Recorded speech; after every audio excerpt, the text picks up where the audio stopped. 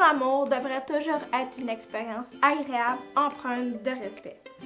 Toutefois, il faut être deux pour avoir un rapport sexuel et il arrive que l'un des deux partenaires change d'avis après avoir commencé et ne désire plus poursuivre le rapport sexuel. Le consentement sexuel est un élément essentiel au cœur de tout rapport sexuel. Les partenaires doivent être d'accord et volontaires durant l'ensemble du rapport. Avoir une relation sexuelle ou non, c'est un choix qui doit être libre, éclairé et respecté. La personne qui souhaite amorcer un rapport sexuel a la responsabilité de s'assurer que son partenaire y consente. Il faut s'en assurer. Croire que son partenaire a consenti n'est pas suffisant. Le consentement doit être clair. Il doit être exprimé par des paroles, des gestes ou un comportement. Le silence d'une personne n'est pas un synonyme de son accord. En l'absence de réponse, c'est non. Le consentement sexuel peut être retiré à tout moment. Un oui peut devenir un non, que ce soit parce que la volonté n'est plus là ou parce que la relation sexuelle prend une direction qui ne convient pas à l'un des participants. Ce non doit être respecté peu importe ce qui a été entendu précédemment. Une personne doit être consciente et lucide pour donner son consentement.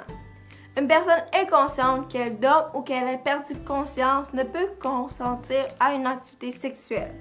De même, une personne intoxiquée de façon importante par l'alcool ou la drogue n'est pas en mesure de donner un consentement valide. Le consentement sexuel d'une personne ne doit pas être motivé par la crainte de subir de la violence ou par la menace. Le consentement sexuel est une affaire personnelle. Cela veut dire qu'on ne peut pas consentir pour une autre personne. Vrai ou faux? À partir de 16 ans, je peux avoir une relation sexuelle avec une personne majeure.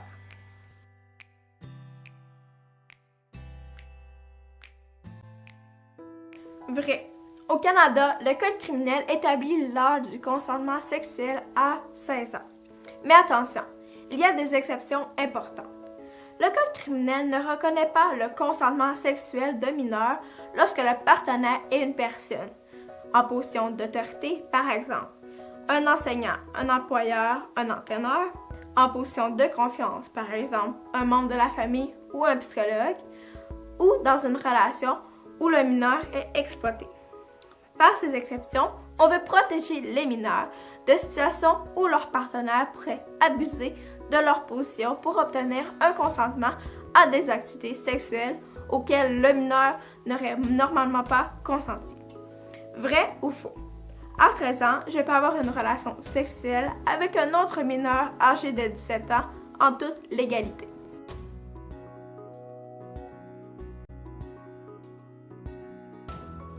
Faux.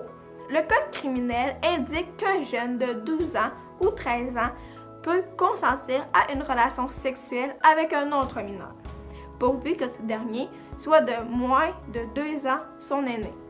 Un jeune de 14 ou 15 ans peut consentir à une relation sexuelle avec un autre jeune, pourvu que ce dernier soit de moins de 5 ans son aîné. Le consentement d'un mineur de 12 ans et moins n'est jamais valide.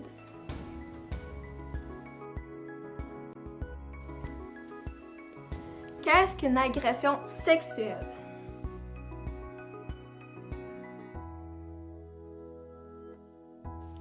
Une agression sexuelle, c'est le fait pour une personne d'opposer un geste à caractère sexuel alors que la victime n'y consente pas.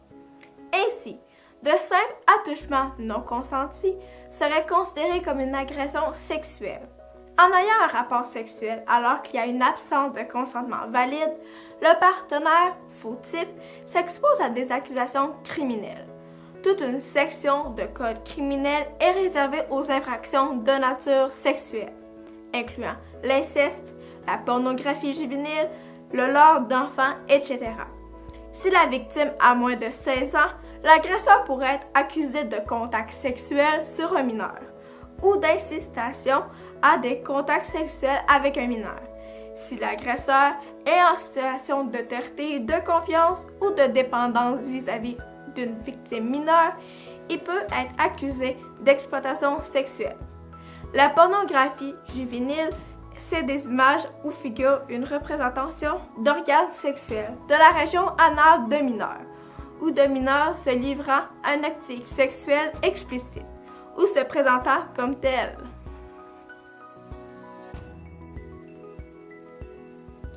Les jeunes en couple utilisent de plus en plus les sextos sans être conscients des conséquences. Même si c'est pour s'amuser, ces gestes peuvent conduire à ton arrestation.